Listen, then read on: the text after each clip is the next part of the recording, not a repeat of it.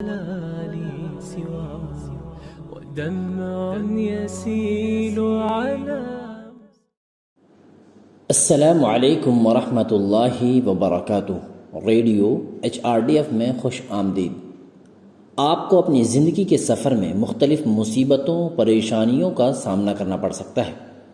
قرآن ہمیں یاد دلاتا ہے کہ ایسی مصیبتوں کا سامنا کرتے وقت صبر کریں۔ صبر و تحمل کا مطلب ہے استقامت۔ یہ ثابت قدمی یا استقامت مومن کی زندگی میں بہت اہم مقام رکھتی ہے۔ اے ایمان والو، صبر کرو، ثابت قدم رہو، مقابلے کے لیے تیار رہو اور اللہ سے ڈرتے رہو تاکہ تم کامیاب ہو جاؤ۔ صبر کا شوق ہونا چاہیے۔ مخالفین کا مقابلہ کرتے وقت ہمت اور حوصلے کا مظاہرہ کرنا چاہیے۔ ہمیشہ احتیاط، تیاری اور توقع کی ضرورت ہے۔ آپ کو جارحین کے صبر اور استقامت پر قابو پانے کے لیے آپ میں صبر اور حوصلہ ہونا چاہیے، اور ہمیں ان کی مشکلات اور قربانیوں سے زیادہ برداشت کرنے کے لیے تیار رہنا چاہیے۔ بدقسمتی سے آج صبر کا الٹا مطلب لیا جا رہا ہے۔ صبر کا مطلب ہے پیچھے ہٹنا اور بھاگنا۔ حملہ ہوتے وقت کسی بھی ظلم کو برداشت کرنا صبر نہیں ہے۔ اس طرح کا ترجمہ صبر کے قابل نہیں ہے، بلکہ یہ صبر کے خلاف ہے۔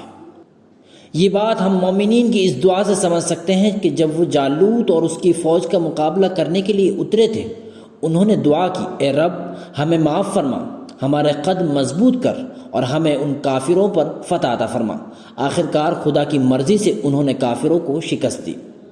صبر ہمیں ثابت قدم رہنے اور آگے بڑھنے کا درس دیتا ہے، نہ کہ مایوس ہونا اور پیچھے ہٹنا۔ لہٰذا امت اور قوم کو کسی بھی بڑے مخالفت کا سامنا کرتے ہوئے وقار کے ساتھ آگے بڑھنا چاہیے۔ اس کے لیے اللہ کی توفیق کی ضرورت ہے، اس کے لیے دعا اور ہمت کی ضرورت ہے۔ ایسے لوگوں کو کامیابی ملے گی۔ آپس میں حوصلہ افزائی کرتے رہیے، یعنی سچائی کے ساتھ زندگی گزارنے کی کوشش کرتے ہوئے ہمیں مشکلات اور رکاوٹوں کا سامنا کرنا پڑ سکتا ہے۔ آپ کو ظلم و ستم، خطرہ، نقصان اور ناانصافی کا سامنا کرنا پڑ سکتا ہے۔ اس لیے ایک دوسرے کو ان پر قابو پانے کی نصیحت کرتے رہنا چاہیے۔ امت کے ہر فرد کو چاہیے کہ وہ ایک دوسرے کو صبر و تحمل، ہمت اور حوصلے کے ساتھ مشکلات کا مقابلہ کرنے کی تلقین کرتا رہے۔ اصلی صبر کامیابی کی طرف لے جاتا ہے، جو نہیں کرتے وہ ناکام ہوں گے۔ اللہ تعالیٰ ارشاد فرماتا ہے، زمانے کی قسم، بے شک ہر انسان یقیناً خسارے میں ہے، سوائے ان لوگوں کے جو ایمان لائے اور جنہوں نے نیکیاں کی اور ایک دوسرے کو حق کی وصیت کی اور ایک دوسرے کو صبر کی تلقین کرتے رہے۔ لي سواه ودمع يسيل على